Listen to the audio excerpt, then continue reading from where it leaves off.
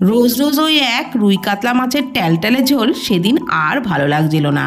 তাই যেই একটু অন্য রকম করে মাছের ঝোলটা বানালাম, অমনি বাড়ির সবাই খেয়ে কিন্তু খুবই প্রশংসা করেছিল।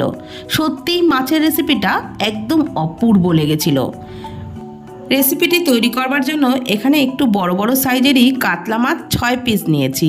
এর মধ্যে পরিমাণ মতো লবণ আর হলুদ গুঁড়ো দিয়ে মাখিয়ে 5 মিনিট রেখে দেবো। মাছের মধ্যে একটু হলুদ লবণ মাখিয়ে 5 মিনিট রেখে দিলে তাহলে কিন্তু মাছের মধ্যে নুনটা ভালোভাবে ঢুকে যাবে, রান্নার পরেও খেতে ভালো লাগবে। প্রথমেই আমি একটা মশলা তৈরি করে নেব। তার জন্য একটা মিক্সি জারেতে 2 টেবিল চামচ পোস্ত, 1 টেবিল চামচ কালো সর্ষে, 2 টেবিল চামচ সাদা সর্ষে দিয়ে দিলাম। প্রথমে মশলাগুলো আগে শুকনো গুঁড়িয়ে নিচ্ছি। তারপর সামান্য একটু লবণ দিয়ে দিলাম 5টা কাঁচা লঙ্কা। অল্প পরিমাণে জল দিয়ে মশলার মিহি পেস্ট তৈরি করে নেব। এইভাবে সর্ষে বাটা যদি রান্নার 10-15 মিনিট আগে বেটে রেখে তারপর রান্নায় ব্যবহার করেন তাহলে কিন্তু মশলাটা একদমই তেতো লাগে না। কড়াইয়ে তেল খুব ভালো করে গরম করে নিয়েছি। তারপরে নুন হলুদ দিয়ে মাখিয়ে রাখা মাছগুলো দিয়ে উল্টে পাল্টে বেশ লালচে করে ভেজে নেব। একটু মচমচে করে মাছগুলো ভেজে নেব, তাহলে খেতে দারুণ লাগবে। মাছগুলো বেশ লালচে করে ভেজে তুলে নিচ্ছি। আর এক ব্যাচে যেহেতু সব মাছগুলোকে ভাজিনি, তাই পরের ব্যাচে বাকি মাছগুলোকেও আমি ভেজে নিচ্ছি।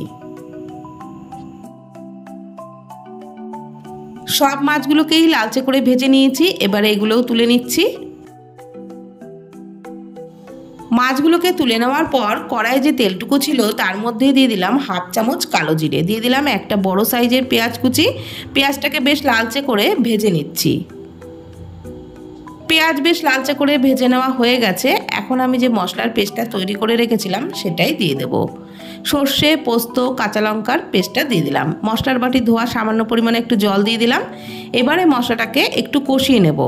হয়তো অনেকেই মনে করেন যে সর্ষে বাটা কষালে তেতো হয়ে যায়, কিন্তু একদমই কিন্তু তেতো হবে না। যদি রান্নার 10-15 মিনিট আগে বেটে নেন তাহলে একটুও তেতো লাগবে না। পরিমাণ মতো লবণ, 1/2 চামচ হলুদ গুঁড়ো, 1/2 চামচ কাশ্মীরি লঙ্কার গুঁড়ো দিয়ে মশলাটা ভালোভাবে কষিয়ে নিলাম। তারপর দিয়ে দিলাম 2 টেবিল চামচ ফেটিয়ে রাখা টক দই, আর টক দইয়ের বাটিটা ধুয়ে সামান্য একটু জল দিয়েছি। তবে এই মশলাটা কিন্তু কষিয়ে একদম শুকনো শুকনো করে নেওয়া যাবে না, তাহলে আবার তেতো লাগতে পারে। একটু নাড়াচাড়া করে নিতে হবে, তাহলেই খেতে ভালো লাগবে। আর টেস্টের ব্যালেন্সের জন্য 2-4টে দানা চিনি দিয়েছি। যেহেতু এর মধ্যে টক দই ব্যবহার করেছি সেই কারণে একটু চিনি দিলে স্বাদটা খুবই ভালো লাগবে। তারপর একটু নাড়াচাড়া করে নিয়ে ভেজে রাখা মাছগুলো দিয়ে একটু ঝোলের সাথে এপিটোপিট করে নেব। মশলাটাকে টোটাল আমি 4-5 মিনিট মতন কষিয়ে নিয়েছি। খুব বেশিক্ষণ কিন্তু কষিয়ে একেবারে শুকনো শুকনো করিনি।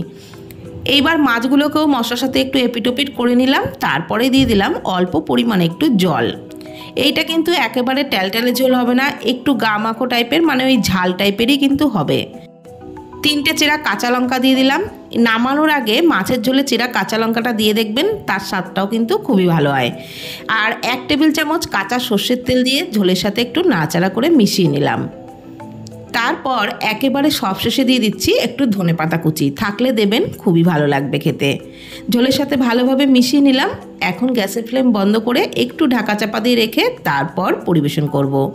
তো বন্ধুরা, একঘেয়ে ট্যালট্যালে মাছের ঝোল মানে রুই কাতলা মাছের ঝোল, এটা তো প্রতিদিনের রেসিপি। মাঝে মাঝে যদি একটু অন্যরকম করে এইভাবে যদি বানিয়ে নেন তাহলে কিন্তু মুখের স্বাদটাও পাল্টাবে, খেতেও দারুণ লাগবে। দেখবেন বাড়ির সবাই খেয়ে প্রশংসা করবে। আর ভিডিওটি ভালো লাগলে প্লিজ কমেন্টের মাধ্যমে জানাবেন। ফেসবুক থেকে দেখে থাকলে পেজটি ফলো করে নেওয়ার অনুরোধ রইল। ইউটিউব থেকে দেখলে চ্যানেলটি প্লিজ সাবস্ক্রাইব করে দেবেন। ভালো থাকবেন, সুস্থ থাকবেন। ধন্যবাদ।